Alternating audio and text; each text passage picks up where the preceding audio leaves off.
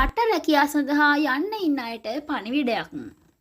ඉදිරියේදී රජය විසින් දකුණු කොරියාව, ජපානය සහ ඊශ්‍රායලය යන රටවල් වල විදේශ රැකියා අවස්ථා ලබා දීමට අපේක්ෂා කරන ආකාරය පිළිබඳව ජාතික ජන බලවේගයේ පාර්ලිමේන්තු මන්ත්‍රී අජිත් ගිහාන් මහතා පැහැදිලි කිරීමක් සිදු කළා. පාර්ලිමේන්තු විවාදයට එක්වමින් ඔහු මෙම අදහස් පළ කළා.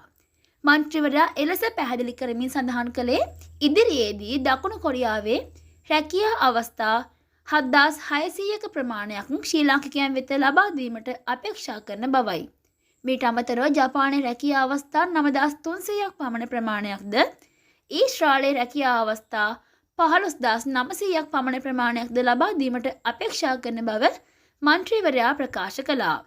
මෙම රැකියා ඉදිකිරීම්, දීවර, කෘෂිකර්ම, සත්ව අභිජනන සහ සේවා අංශ යන ක්ෂේත්‍රයේ සඳහා ලබා දෙන බවද මන්ත්‍රීවරයා ප්‍රකාශ කළා.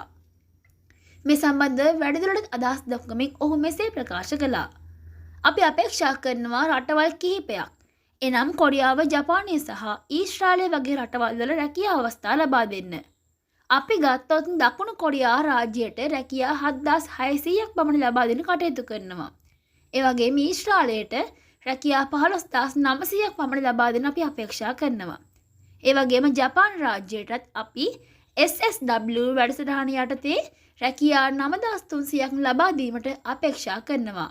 මේ ආකාරයට මන්ත්‍රීවරයා සිය අදහස් පළ කිරීම කළ බවටයි තොරතුරු වාර්තා වුණේ. මෙවැනි උණුසුම් පුවත් ලද සැනින් දැනගන්න දැන් අපගේ channel එක subscribe කරලා bell icon එක ක්‍රියාත්මක කරන්න.